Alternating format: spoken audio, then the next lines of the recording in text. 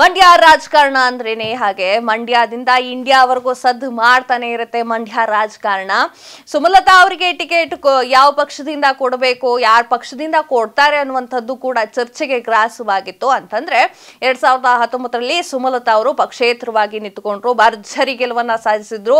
ನಿಖಿಲ್ ಕುಮಾರಸ್ವಾಮಿ ಅವರ ಎದುರುಗಡೆ ನಿಂತುಕೊಂಡು ಭರ್ಜರಿ ಗೆಲುವನ್ನ ಸಾಧಿಸಿದ್ರು. ಇದು ಎಲ್ಲರಿಗೂ ಗೊತ್ತಿರುವಂತಹ ವಿಚಾರವಾಗಿದೆ. ಈ ಕಾರಣಕ್ಕೋಸ್ಕರ ಬಿಜೆಪಿಯವರು ಸುಮಲತಾ ಅವರನ್ನ ತಮ್ಮ ಪಕ್ಷಕ್ಕೆ ಕೊಂಡ್ರು. ಈಗ ಸಂಸದೆ ಸುಮಲತಾ ಅವರು ಬಿಜೆಪಿ ಪಕ್ಷದಲ್ಲಿದ್ರು. ನಿಖಿಲ್ ಕುಮಾರಸ್ವಾಮಿಗೆ ಸೋಲು ಬಂತು. ಈ ವಿಚಾರಕ್ಕೆ ಸಂಬಂಧಪಟ್ಟಂತೆ ಈಗ ಏನ್ 2024ರ ಲೋಕಸಭಾ ಚುನಾವಣೆ ಇದೆಯಲ್ಲ, ಈ ಲೋಕಸಭಾ ಚುನಾವಣೆಯಲ್ಲಿ ಏನಾಗಿದೆ ಅಂತಂದ್ರೆ ಜೆಡಿಎಸ್ ಹಾಗೆ ಬಿಜೆಪಿ ಮೈತ್ರಿಯನ್ನ ಮಾಡ್ಕೊಂಡಿದೆ. ಮಂಡ್ಯದಲ್ಲಿ ಏನಿದೆ ಅಂತಂದ್ರೆ ಮಂಡ್ಯ ಬಂದ್ಬಿಟ್ಟು ಅದು ಜೆಡಿಎಸ್ ನ ಭದ್ರಕೋಟೆ ಆಗಿದೆ.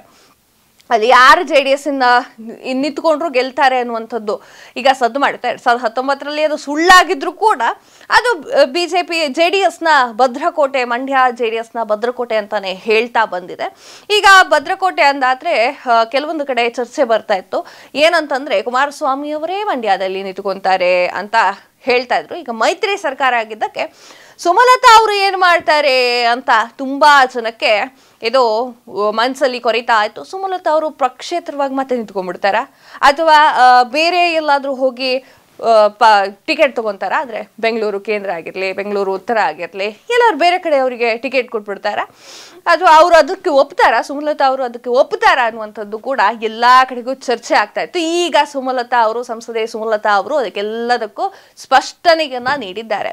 ಸುಮಲತಾ ಅವರು ಹೇಳಿದ್ದೆ ಇಷ್ಟೇ, ನಾನು ಮಂಡ್ಯ ಬಿಟ್ಟು ಎಲ್ಲಿಗೂ ಹೋಗಲ್ಲ, ನಾನು ಮಂಡ್ಯದಲ್ಲೇ ನಿಂತರೆ ನಾನು ಮಂಡ್ಯದಲ್ಲೇ ನಿಲ್ಲೋದು, ಬಾಕಿ ಕಡೆ ನಾನು ನಿಲ್ಲಲ್ಲ ಅಂತ ಸ್ಪಷ್ಟನೆಯನ್ನ ಕೊಟ್ಟಿದ್ದಾರೆ. ಇನ್ನೊಂದು ವಿಚಾರ ಹೇಳಬೇಕು ಅಂತಂದ್ರೆ ಅವ್ರು ಹೇಳಿದ್ದಾರೆ, ಬಿಜೆಪಿಯವರೇ ದಯವಿಟ್ಟು ಇದನ್ನೊಂದು ಕೇಳ್ಕೊಳ್ಳಿ, ನನ್ನ ವಿನಂತಿ ಅಂತ ಅನ್ಕೊಳ್ಳಿ.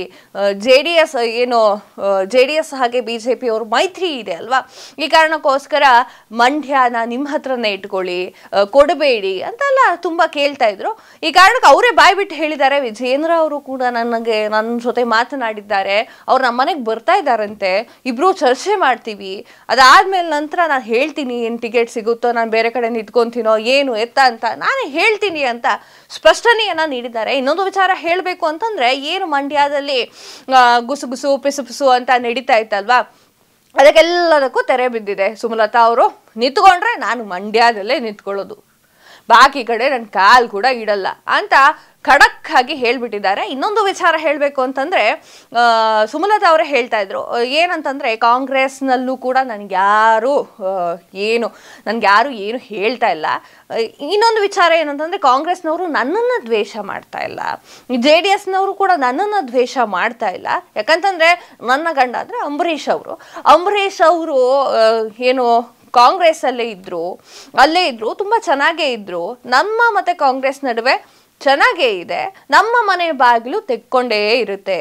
ಕಾಂಗ್ರೆಸ್ ಅವರು ಬರಲಿ, BJP ಅವರಾದ್ರೂ ಬರಲಿ, ಆಮೇಲೆ ಯಾರೋ JDS ಅವರಾದ್ರೂ ಬರಲಿ, ಯಾರು ಬಂದ್ರು ನಮ್ಮನೆ ಬಾಗಿಲು ತೆಕ್ಕೊಂಡೇ ಇರುತ್ತೆ, ಕೂತ್ಕೊಳ್ಳೋಣ ಮಾತಾಡೋಣ ಅಂತ ಹೇಳ್ತಾ ಇದ್ದಾರೆ. ಇನ್ನೊಂದು ವಿಚಾರ ಅಂತಂದ್ರೆ ಅವರು ಕಟ್ಟುನಿಟ್ಟಾಗಿ ಹೇಳ್ತಾರೆ. ವಿಜೇಂದ್ರ ಅವ್ರು ಫೋನ್ ಮಾಡಿದ್ರು, ನಮ್ಮ ಮನೆಗೆ ಬರ್ತಾರಂತೆ, ಸೊ ಅವ್ರ ಹತ್ರ ಮಾತಾಡ್ತೀವಿ, ಅದಾದ್ಮೇಲೆ ವಿಚಾರ ಏನು ಅಂತ ತಿಳ್ಕೊಂತೀವಿ. ಈಗ ಏನು ಸ್ಪಷ್ಟನೆಯನ್ನ ನಾನು ಹೇಳ್ತಾ ಇಲ್ಲ. ನಾನು ನಿಂತ್ಕೊಂಡ್ರೆ ಇದೊಂದು ಪಾಯಿಂಟನ್ನು ಅವರು ಪದೇ ಹೇಳ್ತಾ ಇದ್ದಾರೆ, ನಾನು ನಿಂತ್ಕೊಂಡ್ರೆ ನಾನು ಮಂಡ್ಯದಲ್ಲೇ ನಿಂತ್ಕೊಳ್ಳೋದು, ನಾನು ಎಲ್ಲೂ ನಿಂತ್ಕೊಳ್ಳಲ್ಲ ಅನ್ನುವಂಥದ್ದು. ಈ ವಿಚಾರ ಇಷ್ಟಕ್ಕೆ ಆದರೆ ಇನ್ನೊಂದು ಏನು ಅಂತಂದ್ರೆ ಅವರು ಹೇಳಿದ್ದಾರೆ, ಕಾಂಗ್ರೆಸ್ನವರು ಅವಾಗವಾಗ ಸಿಕ್ಕಿದಾಗ ಬನ್ನಿ ಟಿಕೆಟ್ ಕೊಡ್ತೀವಿ ಅಂತ ಹಿಂಗೆ ಸುಮ್ಮನೆ ಕರೀತಾರೆ. ನನ್ನ ಹತ್ರ ಬಂದು ಯಾರು ಕೂಡ ಮಾತನಾಡಿಲ್ಲ. ಯಾರಾದರೂ ಮಾತನಾಡಿದ್ದೆ ಹೌದಾದ್ರೆ ನಿಜಕ್ಕೂ ನಾನು ಎಲ್ಲರ ಜೊತೆ ಹಂಚ್ಕೊಳ್ತೀನಿ. ಈಗ ಸದ್ಯ ವಿಜೇಂದ್ರ ಅವರು ಫೋನ್ ಮಾಡಿದ್ರು, ನಾವು ಬನ್ನಿ ಮಾತಾಡೋಣ ಅಂತ ಹೇಳಿದ್ದೀನಿ ಅಂತ ಸ್ಪಷ್ಟನೆಯನ್ನ ನೀಡಿದ್ದಾರೆ. ಇನ್ನೊಂದು ವಿಚಾರ ಹೇಳಬೇಕು ಅಂತಂದ್ರೆ ಈಗ ಇಷ್ಟು ದಿನಗಳ ಹಿಂದೆ ಏನಾಗಿತ್ತು ಅಂದ್ರೆ ಸುಮಲತಾ ಅವರು ನಿಜಕ್ಕೂ ಸ್ಪಷ್ಟನೆ ಕೊಡ್ತಾ ಇಲ್ಲ ಅಂತ ಹೇಳ್ತಾ ಇದ್ರು. ಈಗ ಒಂದು ಸ್ಪಷ್ಟನೆಯನ್ನ ಸುಮಲತಾ ಅವರು ಕೊಟ್ಟಿದ್ದಾರೆ, ನಿಂತ್ಕೊಂಡ್ರೆ ನಾನು ಮಂಡ್ಯದಲ್ಲೇ ನಿಂತ್ಕೊಳ್ಳೋದು, ಬಾಕಿ ಎಲ್ಲೂ ಕೂಡ ನಾನು ನಿಂತ್ಕೊಳ್ಳಲ್ಲ ಅನ್ನುವಂತಹ ಸ್ಪಷ್ಟನೆಯನ್ನ ಸುಮಲತಾ ಅವರು ನೀಡಿದ್ದಾರೆ. ಇದೆಷ್ಟೋ ಈ ಹೊತ್ತಿನ ಸುದ್ದಿ. ಮತ್ತಷ್ಟು ಸುದ್ದಿಗಳಿಗಾಗಿ ನೋಡ್ತಾ ಇರಿ ಲೈನ್ ಟಿವಿ ಕನ್ನಡ.